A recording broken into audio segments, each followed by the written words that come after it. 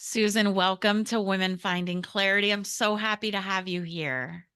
Thank you. I'm very thrilled to be here and see what we actually talk about. And right before we hit record, I just have all this energy coming in. So I think we're going to have like a profound, deep, juicy conversation. I'm excited.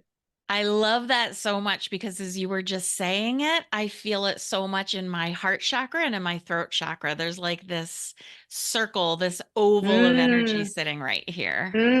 I would suggest it's a golden globe. That's what I'm seeing.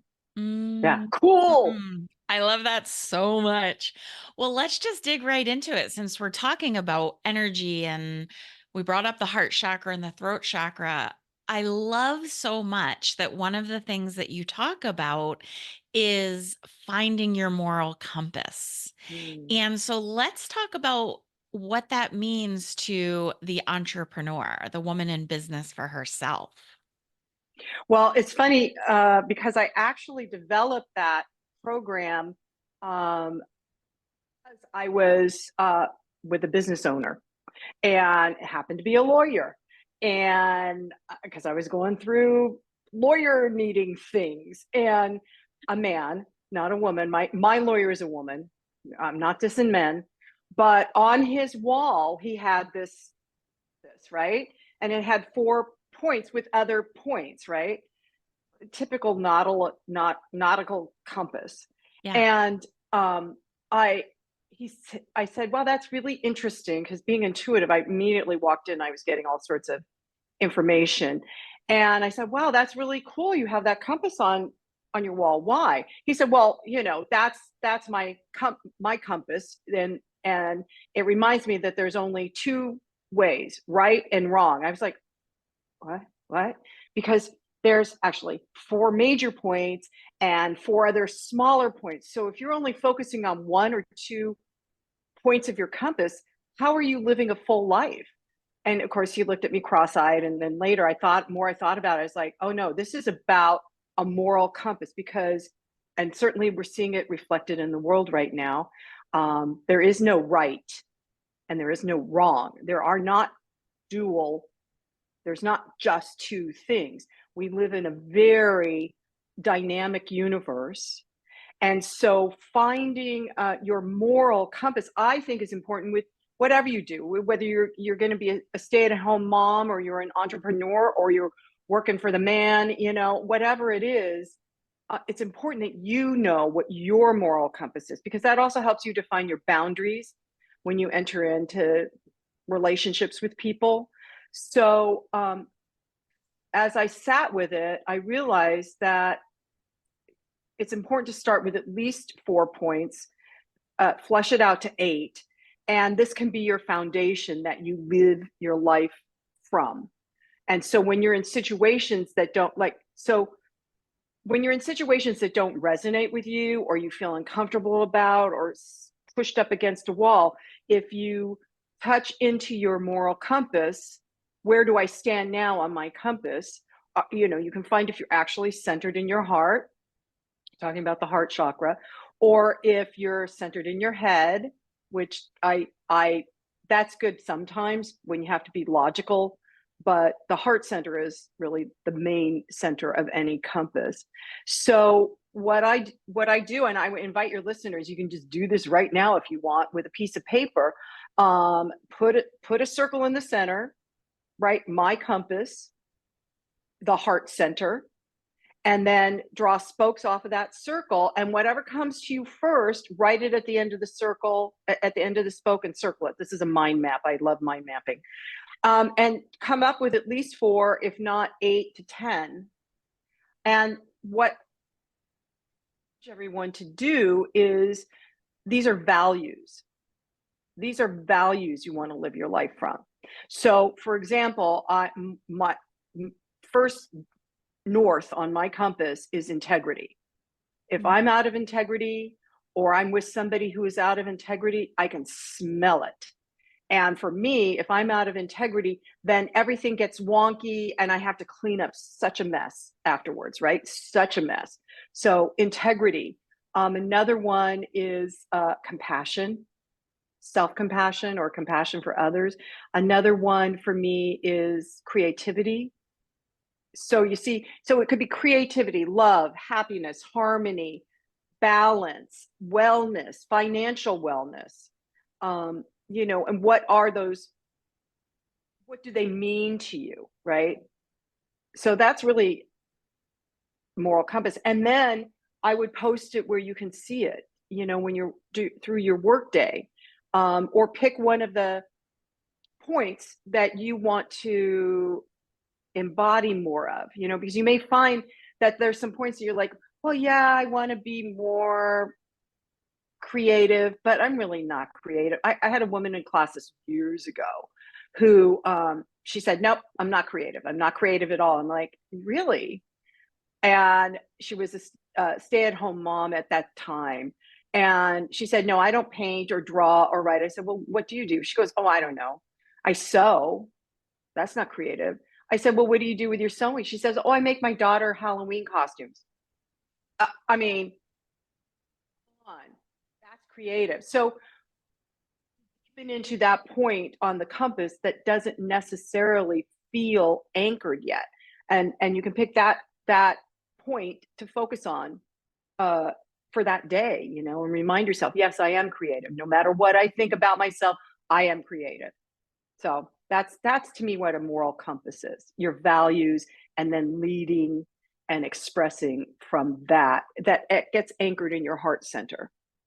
That's beautiful. And it's, as you were sitting here talking about it, I drew my own. And so, with the heart center in the middle, at the north, I have logic. And for me, it was like, okay, your head's at the top, right? And so at the north, I have logic. At the bottom, I have safety, security. And again, it's probably more about the chakras that came to me Oh as yeah. an energy worker. Yeah. To the east, I have integrity. To the west, I have creativity and possibility. And then as far as I got was between safety and security and integrity, I had compassion and empathy. Hmm. So this is such a fantastic mapping exercise that I definitely want to finish. And I feel like so much creativity can even go into this. Hmm. You can color it. Yeah. I just got done doing a workshop that I've done these things before, but a dear friend was leading, and it was a visioning and vision board workshop where you do a visioning process, um, that which I highly recommend. And then you take images and cut them out and put them on this vision board so that you can uh, look at it during the year. And my friend calls it a living prayer, so that you're Mm. you're setting the intention of what you want 2024, or a project. You can do it for a project or whatever, but with images as well. I have lots of words. I'm a word person. I write, so I need to see words too. But yeah, so you could even do that with your moral compass. Just flesh it out a little bit more, make it playful and colorful, that so it reminds you this is the truth of who you are. And some of those points may change as you grow, because we're all here as souls, evolving and growing. So your soul may call you to a different point, or add a different point, as you become more aware of who you are and why you're here. I love that so much. We really are always evolving. And, someone recently said to me, okay, but when do I get to stop? Stop with the coaching, stop with the trying to move forward, stop learning the lessons. And I said, you don't. Like from now until, as far as I know physically, until your soul leaves your body, until that energetics leaves this vehicle. And beyond that, I think you probably still learn too. Oh yeah, into infinity. It wasn't a mistake that infinity and beyond became a catchphrase at a certain time in our existence, because we are in an infinity and beyond program, not program, but that diminishes it. But yes, the soul, we are always evolving and learning, and all the hard knocks, hello, I got a hard knock, are for our greater growth and deepening. And here's the truth, Pascal, you can get off the merry-go-round anytime you want. You really can. I Yeah. mean, you don't necessarily have to finish, because there's no finishing, everybody. It's a constant evolution and expansion of consciousness that gets returned to source when we die, because our lessons, every single human being on this planet's lessons, get returned back to the greater good, the source that's so much larger than we can imagine. But I mean, there's been times where I want to get off. I'm like, hello. But also recognize that, for me, it's not true for everybody. If I were to just leave and not finish the soul lesson program I created before I entered into this body, I would have to come back and do it over again. So, like, I've lived life for so long now and had so many different things I've got to learn from and expand from and deepen into, that do I really want to stop now and have to start all over again? I don't want to. I don't That want sounds to. exhausting to me. It is Exhausting. exhausting. Yeah. People say like, "Oh, don't you wish you could go back and just be little again?" And no. No, I don't, right? That look of terror that just came upon your face, that is 100% how I feel about it. Like, no, mm-mm. If I could go back and meet my husband again and start from that place, or start from the Mhm. place where I have my first baby, or you know what I mean? Like, but I wouldn't even want to go back and start from that place again. My, I would say, best dream vision of what could happen would be if we could time hop and go back, and I can go back and meet my husband again for the first time, and then come back to this more evolved, better relationship that we have now. I wish I could go back and experience having my babies all over again. I wish I could go back and just hold them again.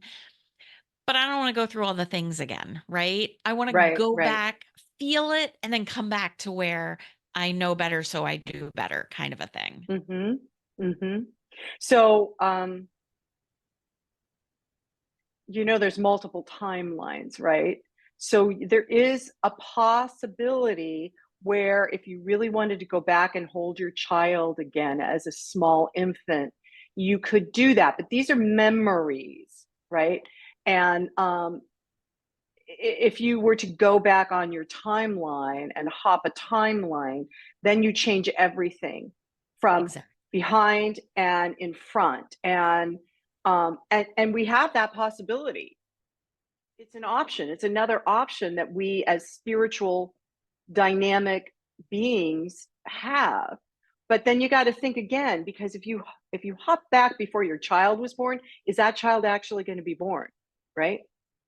Because Absolutely. if you make a different choice in life, and in every moment we are at a pivotal moment, right now we are excruciatingly pivotal all the time. But if you make a different choice, that you need to do it with the intention that where you're going forward is going to shift, because what's happened has educated you and all the other people that participated with you, like my ex-husband, believe it or not. And um and and if I were to go back before I met him, I would have my son, who is the most amazing human being I've met and my greatest teacher. So, you see what I'm saying? So, you Yeah. have those options, everybody. But and Pascal, can I speak to the person that, yeah, I got to say it. The person that said, I just wish I could go back and be little again. I grew up, I had what I call the Peter Pan syndrome. I saw the play Peter Pan when I was very little. I memorized all the songs. It was the play. And I just had it embedded in my brain. I'm highly suggestible. I don't want to grow up. I don't want to grow up. And there's that song, I don't want to grow up.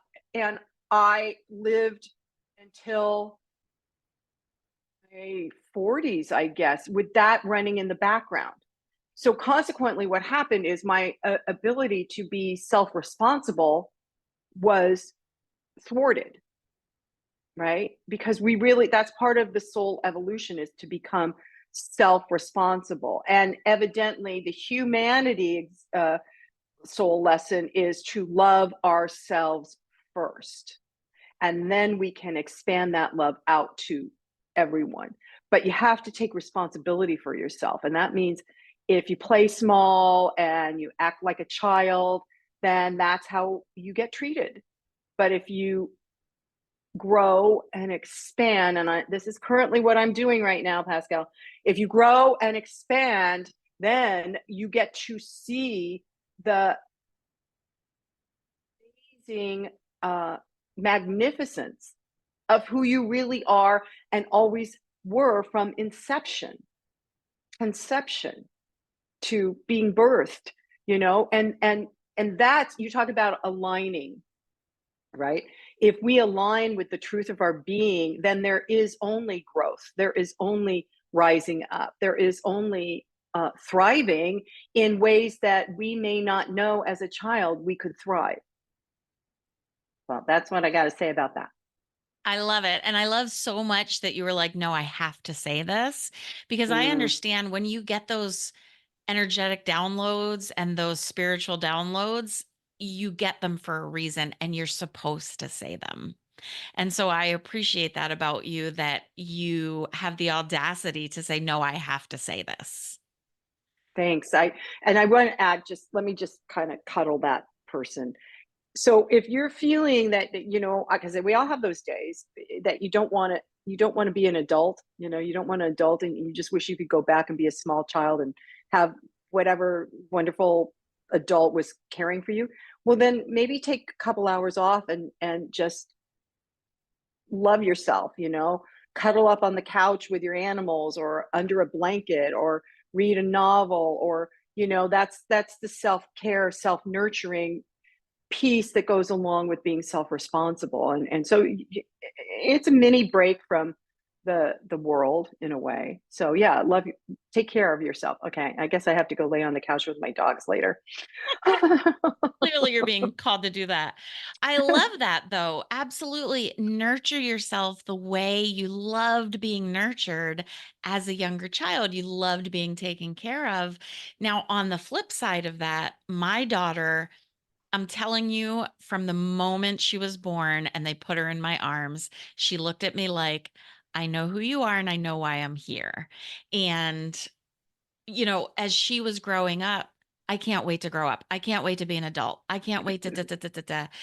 And she didn't. And I would tell her, like, you have to just enjoy your childhood, just soak it in, just be in, what is now, because you're going to be a grown up before you know it. And la, la, la. And she's like, no, I'm just ready to be a grown up. And she never really, I think, until she was almost an adult, embraced being young hearted. She was Mm. probably 17 before she fully embraced how much she enjoyed being silly, how much she enjoyed laughing for no reason, that kind of a thing. So it's just so interesting to hear, the Peter Pan and then the opposite of that. Like, I'm an old soul. I don't need to do all this. I've done it before. I just want to get to the good stuff. When in fact, when she was almost an adult, she realized, oh, maybe this is the good stuff. So, oh, that is so Yeah. great. And, I dare say that everything you've talked about so far can absolutely be translated into entrepreneurship, into the business world, into wherever you are in your life, because we Okay, can I? carry the pieces of who we are into Yes. everything that we do. Yes. So going back to the moral compass, there is no uh on a financial grid,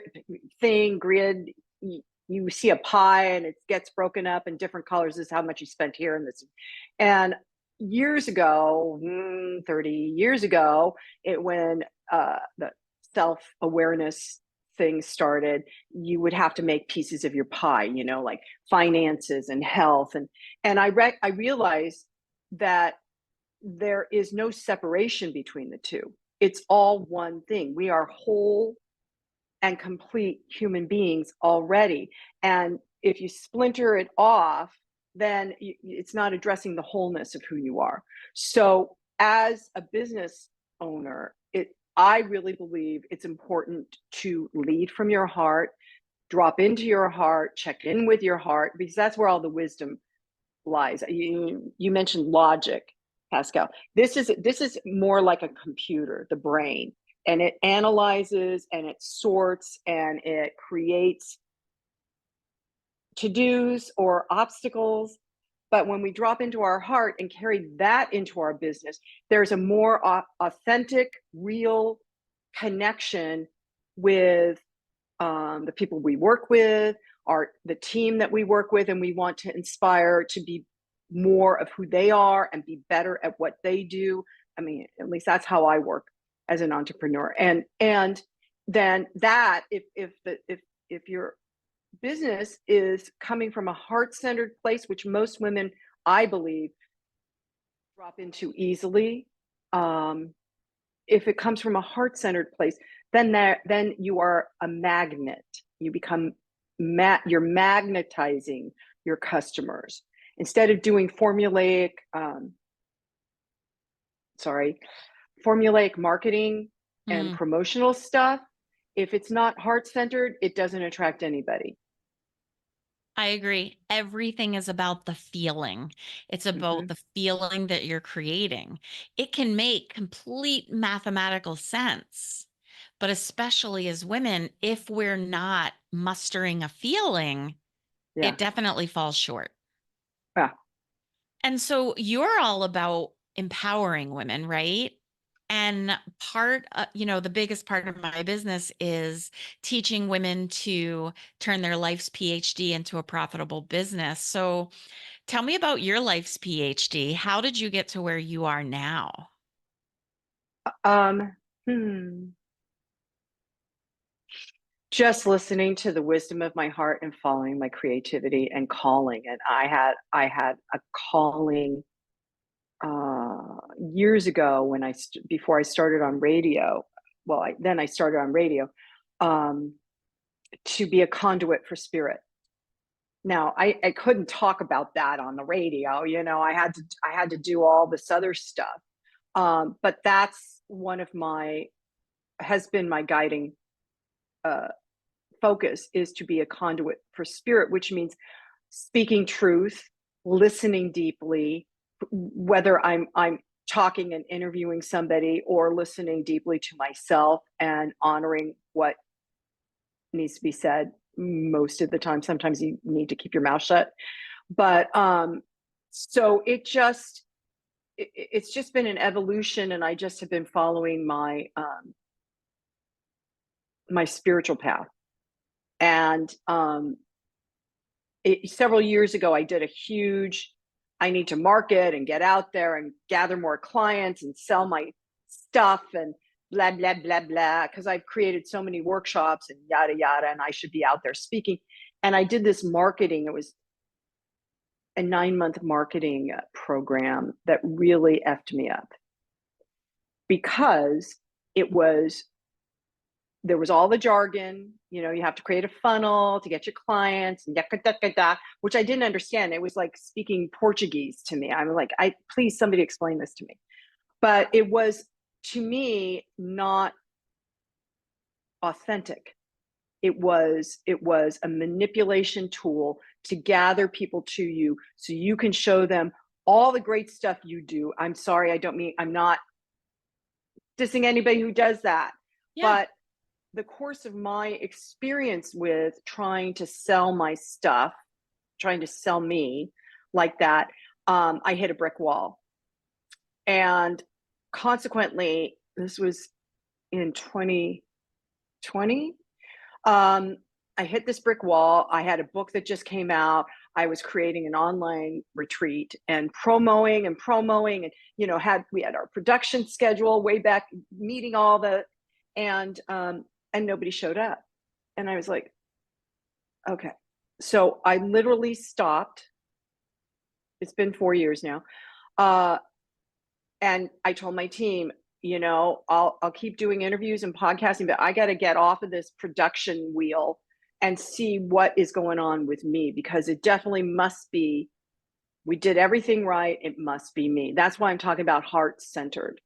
And so the last 4 years, I developed a daily meditation practice of dropping in, listening, calling. I started working with archangels, never did that before. I started working with elementals. I'm like, whoa, this is like, wow. And I healed ancestral lineages, because that's what was coming through that was blocking me, because they were stuck way back when they were abused, thwarted women, right? The feminine, but then the masculine too.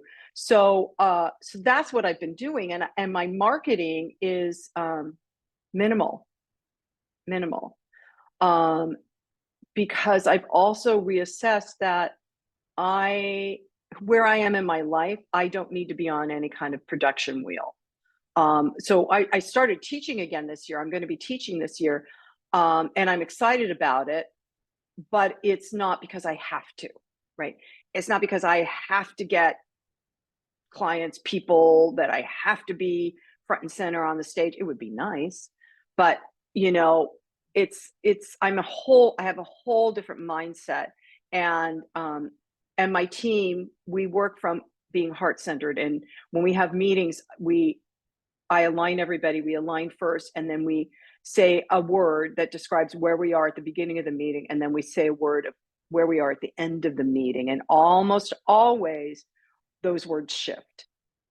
But it helps for everybody on the circle, because I believe in circles. Hello, my background.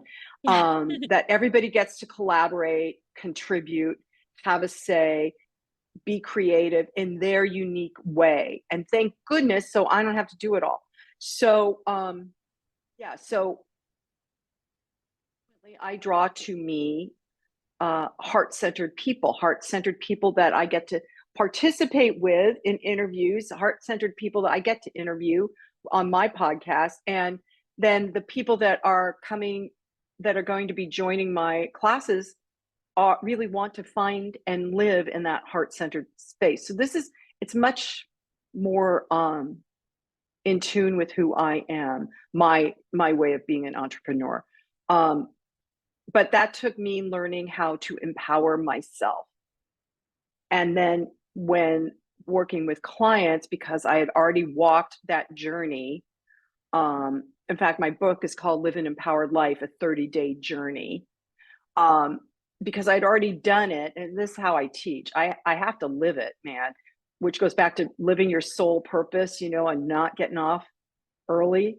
Um, because I've lived through things and done it in a mindful, spiritually focused awareness, so that I could evolve and grow as much as I didn't want to. Um, because I do it that way, I can then empower students or clients or whoever is looking for their next step up, in elevated. Yeah. So powerful. So many things that I took from what you said, thinking about your life as a PhD, you do have to live. You have to live the thing before you can teach the thing, before you can represent the thing, right?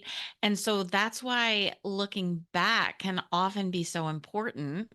And at the same time, understanding that wherever you are in this moment, you are in the divine right place. Absolutely. As much as excruciating as that may be at times, because sometimes it is. It is. It is. And that's the reality of it, is that you sometimes have to be in the suck to really understand and learn from the suck so you can Hmm. elevate and so you can continue to move forward.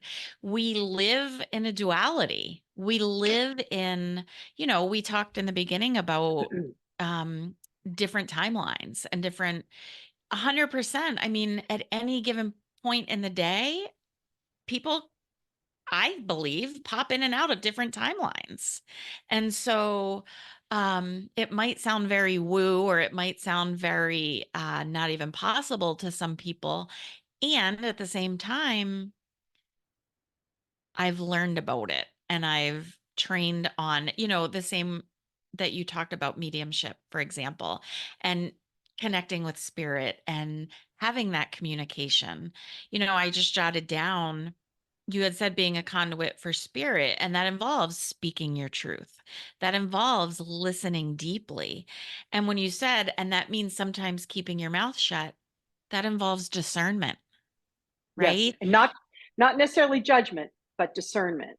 Discernment. What is right for me? What is not Hmm. right for me in this moment? What feels like the right thing to do? And that goes back to the heart center, because the thing that I teach my clients is to always go back to how it feels. Because logically, in the brain and the computer and the amygdala, all of the things, you can think something out logically, but it might not feel right. And if it Yes, doesn't feel right, it's not right, even if right. it makes For, sense in your brain. right. I love that you're teaching your clients how to do that, and you're showing that by example. Because, excuse me, I was not in touch with my feelings for the first 50 years of my life. I just had to stuff it and be the good girl, or the perfect this, or the whatever I thought I had to be. And and when I was doing that marketing program, it didn't feel right, but I was doing it because I was the good girl. I was the A student. I should master this, blah, blah, blah. But it didn't feel right, didn't feel right, didn't feel right. And I got myself in such a headspace. I couldn't drop in to my heart. So I had to really, which is why I took off from my business for a while. I had to really uh, get that garbage out of my head. I had to extricate that, like Dumbledore pulling it out with the wand. I'm a big Harry Potter fan. So I had to really clear that out of my mind so that I could then redevelop that conduit of spirit that just um, uses me. It just works through me. So, um, yeah, and we all have that potential. Every single one of us has that Absolutely. potential. Yeah. And that's And what if it we apply takes. it in all areas, not just our finances or our children, but all areas, then the expansion into what our potential actually is becomes huge. Yeah. And, going back to what didn't resonate with you, right? It didn't resonate Mm, with you to have a particular kind of marketing branding to say, okay, here's my funnel. How do I draw in people? La, la, la, la, la. I think structures and systems are important to a point. But again, it goes back to the brain and the heart. yes, Just because it makes sense in the brain doesn't mean it feels right. And so the work then is, how do I integrate both of those things so it feels right to me and it works? And yes, one of the things that I feel like a great integration is to learn about manifestation, because you're setting goals and you're moving forward toward the goals, but you also have to be in the feeling and the belief and the heart center of the thing that you're working toward if you're actually going to get there. right. Well, and also if you're in that feeling tone and connected to your heart wisdom, then the goal becomes more organic, right? It's not a forced thing. Then you don't have to force yourself to achieve it. You just organically flow to it, and it flows to you. Yeah. Yeah. And because if you're leading from the wisdom of your heart, Hmm. you're going to automatically have inspired thought. And Yes, then you take that inspired thought and create inspired action from that yes, inspired thought. And it goes back. to starting from heart center. Right. The manifestation piece, years ago when The Secret came out, it was wonky. For those of us that have worked with spiritual laws and concepts for most of our lives this time around, it was wonky because it was only focused on what can I get. And if I say I want that, create a vision board with the house and, crap, sorry.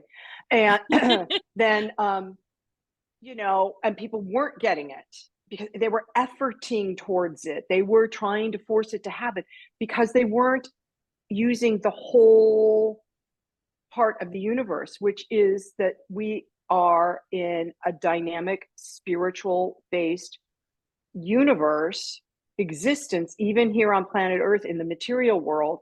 And there is a law of circulation. It's not just attraction, attraction, attraction. It's a law of circulation, which means you have to give, you have to create, and you have to give without expecting a return. That's hard Oh, yeah. because I was in the Hollywood industry for most of my early life, and it was always you met people with the chatter in the background of, okay, who are you and what can I get from you? How can you help me?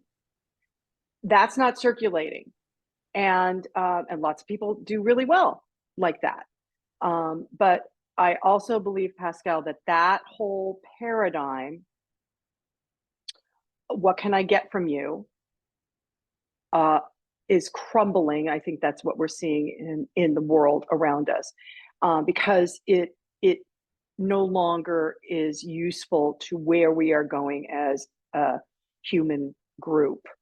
And so focusing more on the law of circulation and being in alignment with your higher power, aligning it down into that heart wisdom, I think uh, will help entrepreneurs and leaders to expand and grow and serve a much higher good than their own small self, right? Which is attracting what I want.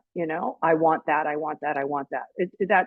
It's okay to want things and be desirous, but you have to activate both sides. You have to circulate first. And so setting goals, if it's with the intention of I am going to circulate more, going back to the moral compass, more, I would suggest love. I'm going to circulate more love because love is the major attractor. I'm going to circulate more love and just open my heart to receive whatever comes back in, whatever helps manifest as I am moving toward that particular goal. Mm, it's so well said because we all think we want the thing, right? The big Mm, house, all the money, all the cars, all the things. But we don't really want that. We want the feeling of the thing. You feel the most empowered when you're on your way to the thing, when right. you are little by little each day feeling more and more empowered, feeling more and more successful, feeling yourself expand, feeling yourself align and elevate, right? That is when I'll say, for lack of a better way to say it, you're living your best life, quote unquote, right? That's Yeah, when you feel the best. Is you're in that process, you're in that circulation. Because if you want more of anything, just like you said it, if you want more love, give more love. Be the love that you seek. If you want there to be more kindness in the world, put more kindness in the world, right? exactly. Yeah. Exactly. And you start right where you are. You don't you can go volunteer someplace and do all that. That's very helpful in terms of circulation. But you just start right where you are. And some of that is loving yourself, loving and respecting yourself first. And as women, my generation, younger generations are coming in more empowered already, Yeah. like your daughter. Yeah. Um, but it, when I grew up, that wasn't that women were still not allowed to be empowered. We were not allowed to be leaders. We were not allowed to be heads of businesses. It's changed quite a bit, everybody. But and that's why healing that ancestral wounding for on my feminine side was huge because in order to keep someone down, small, doesn't matter if you're a woman or a particular race or a particular gender choice, you have got to shame them Mhm. and bully them and tell them how they're not good enough. They can't do that thing they think they want to do until they actually believe what you're saying. It's not true. It was never true. And we've lived eons with the suppression of all sorts of people Absolutely. because if which is why what we're seeing now is the I'm just going to say it is the masculine belief system that has been in action for about 4,000 years. And that's why there is so much upheaval on the planet right now. And if you look into where the wars are and who's fighting the wars and why they're fighting the wars, it has nothing to do with love. Yep. And it has nothing to do with freedom. And it has nothing to do with kindness. It's all about still take, take, take, take, take.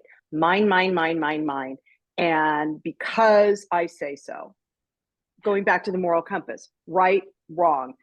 I'm right, they're wrong. And that doesn't work anymore. It just has not worked. We are just finally at the, we're finally, I'm hearing, we're finally at the leading edge of creating that leap, that jump. I call it we're creating a bridge gap. We're bridging the gap from one paradigm to the next. We're bridging the gap from what works, didn't work, is not working now, to being able to walk into a new system of living that is collaborative, Yeah. is compassionate, that is creative, that is in community, and is in a circular, again, circulation, living in a circular way so that everyone, nobody is disenfranchised, nobody is left out, nobody is dissed or spat on or bullied because everybody is helping to build a new system of living.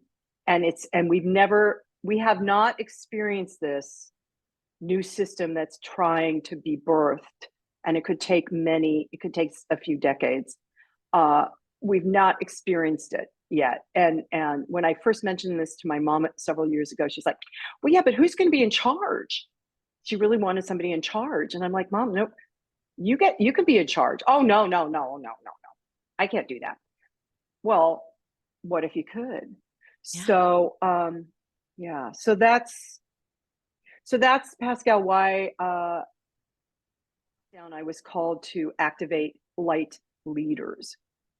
So Mm. there's many of us that are light workers, came in to do light work, and whatever that means. I think it means dropping into your heart and leading from that and aligning with a higher source that you allow to move through you. Um, and right now there's so many dark spots on the planet that light leaders, we will be the ones, and if you're listening to this, I'm sure you are a light worker. So Yeah. we'll be the ones that will be able to co-create a new system of living by leading from our heart. And it doesn't mean going into corporations and leading from our heart, although it could, but it could just mean leading from our heart within our family of origin or within our small communities, and listening, deep listening to what is being called to come forward, and then having that be your point of service or activation or goal. Mm. I feel like that beautifully just ties up the entire conversation. It's just going within, listening to your heart, and leading from that heart space. And that really is the bridge that is going to carry us from one paradigm to the other. Because Yes. you're so right on point that if anyone is listening to this show, they are a light worker. They are a healer, whether they call themselves that or not. And we are the ones collectively who are changing the paradigm. We're the worker bees who are, you know, changing the thing, but it doesn't feel like work because we're being called, because it's our soul's purpose. Yes. Yeah. Yes, which is why it's important to pay attention to that, soul agreement you made. Begin to listen for, what is this really what I agreed to, Yeah.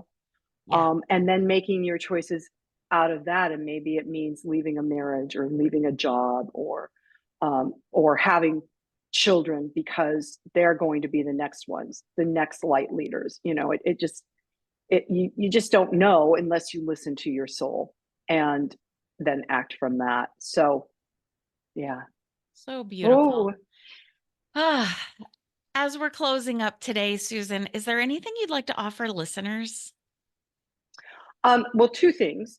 Uh, Talking about light leaders, I am going to be doing a workshop on Zoom. It's a 5 consecutive days, 1 hour, each of those days, at 9:30 Pacific Standard Time, or whatever they call it now, and it's on Zoom, and it's called "Are You a Light Leader?" So if you've listened to this and you're like, "Huh, I wonder," I invite you to join us. I would encourage you to do all 5 days, because it's a workshop. We do inner work, and at the end of the week, you'll find yourself going, wow, I didn't know.